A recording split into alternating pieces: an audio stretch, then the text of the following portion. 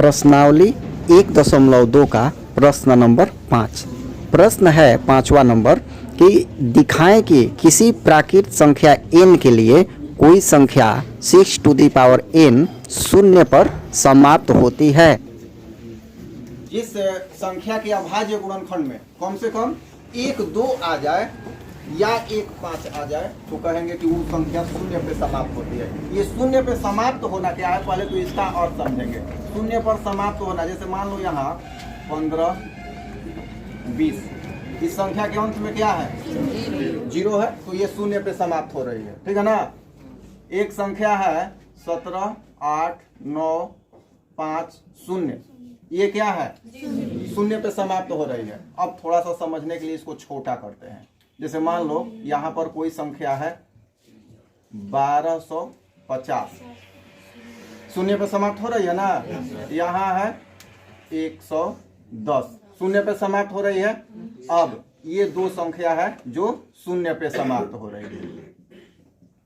और दो ऐसा एग्जाम्पल लेते हैं जो शून्य पे समाप्त नहीं हो रहा है, फिर उसका अभाज्य गुणनखंड देखा जाएगा, इसके बाद क्लियर हो जाएगा कॉन्सेप्ट। अब दो ऐसी संख्या 125, अंत में शून्य है,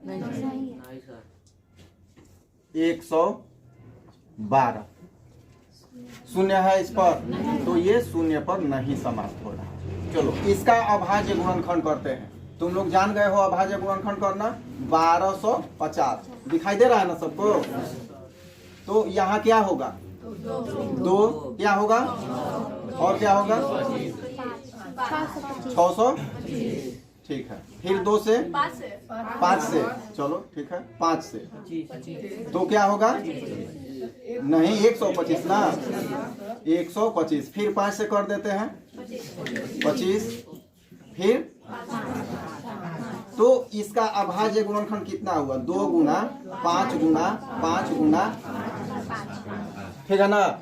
चलो देखते हैं जो हम नोट लिखवाए हैं। कम से कम 1 2 हो, 1 2 यहाँ है कि नहीं है, और कम से कम 1 5, अधिक से अधिक कुछ भी, लेकिन ये 2 और 5 जिसमें होंगे वो संख्या शून्य पे क्या होगी, समाप्त होगी। ये समझ में आ रहा है। 125 का अभाज्य गुणनखंड करते हैं, क्योंकि हम जानते हैं कि ये शून्य पे समाप्त नहीं हो रही है, ठीक है ना। तो जांच करके देख लिया जाए, कितना से होगा, 5 से 25 होगा, फिर क्या होगा, 5 क्या होगा, अब तो नहीं होगा ना।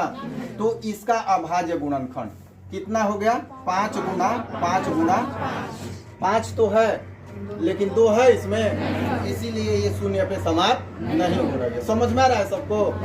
तो इस तरह से इस कंसेप्ट को हमें आत्मसात करना है कि कोई भी संख्या के अंत में शून्य आएगा जिसमें कम से कम 1 2 या कम से कम 1 5 हो, तो हम कहेंगे शून्य आएगा। अगर किसी में 2 हो 5 नहीं हो, या किसी में 5 हो 2 नहीं हो, तो उस संख्या शून्य पे समाप्त नहीं हो। 6 टू द पावर n, यही है ना, शून्य पर समाप्त होगी अथवा नहीं, ये चेक करना है। तो 6 टू द पावर n ये है संख्या जहां n के बारे में कुछ दिया हुआ है, नहीं दिया है। प्राकृत संख्या कुछ न कुछ दिया होगा। तो प्राकृत संख्या का मतलब क्या होता है, 1 2 3 अप टू इनफाइनाइट, ये होता है ना।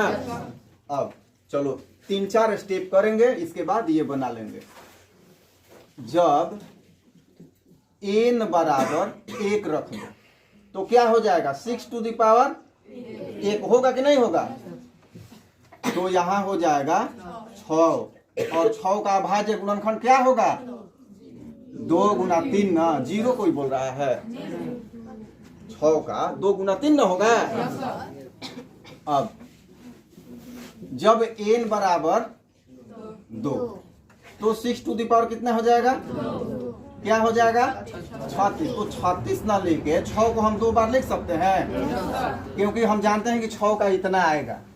तो अभाज्य गुणनखंड 6 का 2 गुना 3, और इस 6 का 2 गुना 3, इसका मतलब क्या है, 2 2 बार है, और 3 भी क्या है, 2 बार है।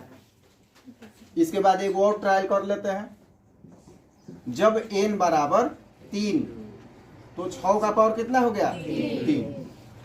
तो यहाँ 6 गुना 6 ये होगा ना इतना। तो 2 गुना 3 गुना 2 गुना 3 गुना 2 गुना 3।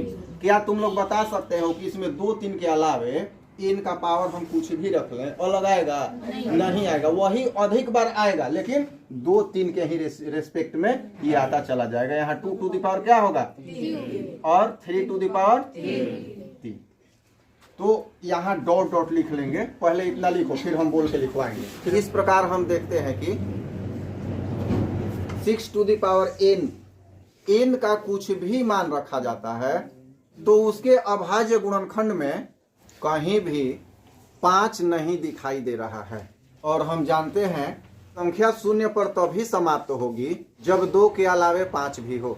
यहाँ स्पष्ट है 2 तो दिखाई दे रहा है हमको, 2 है, बहुत ज्यादा 2 है, जितना बढ़ते जाएंगे, लेकिन इसमें 5 का अभाव है। 3 आ रहा है और 2 आ रहा है, इसके अलावे कोई संख्या इसमें नहीं आएगी। तो जब तक 5 और 2 नहीं आएंगे तब तक क्या शून्य दिखेगा? नहीं दिखेगा। तो लिखा गया इसमें कि यह शून्य पर समाप्त नहीं होगी। लिखो तो प्रैक्टिस हो जाएगा। दिखाएं कि 4 टू द पावर n शून्य पर समाप्त होगा अथवा नहीं।